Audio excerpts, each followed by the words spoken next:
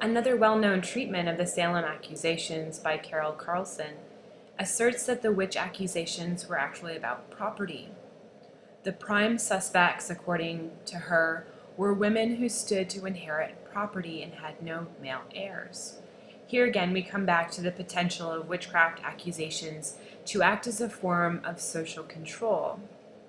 But even if the accusations in some way were linked to a number of disgruntled people directing their antipathy at a group that threatened the orderly transmission of property from one generation of males to the next, this claim still leaves much of the panic unexplained. This argument would be far more convincing if the incidents had remained a local problem and not reached the level of a colony-wide concern. For me, the most compelling examinations of the Salem witch panic are those that not only account for what may have been local causes of the craze, but also the ways in which broader historical change may have driven the events. I alluded to this earlier in the discussion when I was talking about Salem Village versus that of Salem Town, but it's worth noting again that Salem Village was, in some ways, sitting between two worlds. On one side was Salem Town, a place that had become increasingly linked to a vast Atlantic commercial system. On the other was a vast wilderness, filled with natives ready to protect their ways and their land. One historian has argued that the anxieties wrought by decades of war, King Philip's War 1675 to 78 and King William's War 1688 to 97, were to blame for the panic. The continued and seemingly unstoppable successes of the Indians and their French allies called into question New Englanders' ability to sustain their own colonies. That their enemies were allied with Catholics made matters worse, suggesting that the settlers' own Protestantism might not be destined for the triumph they had long assumed to be inevitable. No doubt, when men like John Evelyn wrote in his diary about men, women, and children devoting themselves to the devil so as to threaten the subversion of the government, he was touching on a fear that many across New England were experiencing, which has evoked the same danger of destruction from external enemies that Catholic New France and its Indian allies did. Scholars have also emphasized the fact that the Salem witch trials followed a period of crisis of authority within many of the New England colonies. The Salem witch trials erupted just as Massachusetts finally began to resolve the uncertainties created by the overthrow of Governor Sir Edmund Andros. Concerns over the basis of government authority had begun as early as 1684. However, when the English Court of Chancery vacated the Massachusetts Charter of 1629, to make matters worse, in 1685, with the ascent of James II to the throne, the North American colonies experienced a number of significant changes, as James sought to bring England's colonial possessions under tighter royal control. Until this point, many of the colonies had largely been left to their own devices, with little input or concern from the English crown. New England in particular had resisted any semblance of royal control, particularly around matters of law and religion.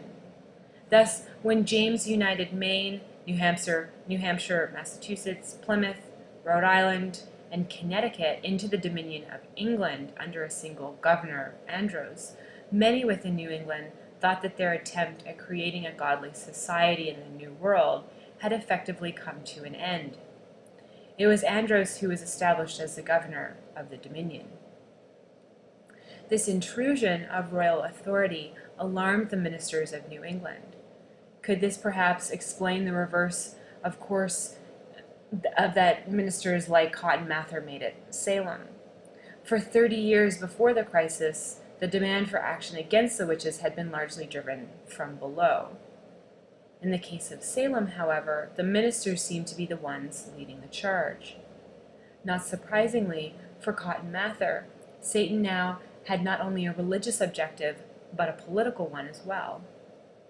It may be feared, Mather wrote, that in the horrible tempest which is now upon ourselves, The design of the devil is to sink that happy settlement of government wherewith Almighty God has graciously inclined their majesties' favor to us.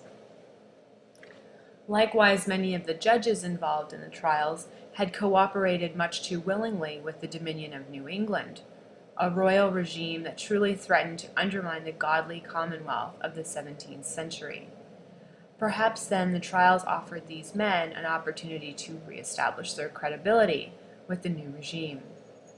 Historians have not yet settled on an explanation and probably never will. People continued to believe in witches after 1692, but the events of Salem had left them with no credible way to identify who was or was not a witch. A problem that we saw in our discussion of the English trials as well. The early trials had turned magistrates and ministers against ordinary maleficium, and Salem had discredited the validity of a pact with Satan as evidence for witchcraft, especially if their only proof was the spectral evidence I discussed before. Thus, in conclusion, those executed at Salem were the last to be executed for witchcraft in colonial America. So you can think about through this lecture some of the explanations for why the trials at Salem took place. That's something that you're going to want to think about for Wednesday, especially in comparison with the trials that happened on the continent and in England and Scotland. You want to think about comparative basis of explanatory factors. You can also think about the use of evidence and proof in the witchcraft trials in a comparative way as well. So just think about those things as you're preparing for your midterm. See you on Wednesday.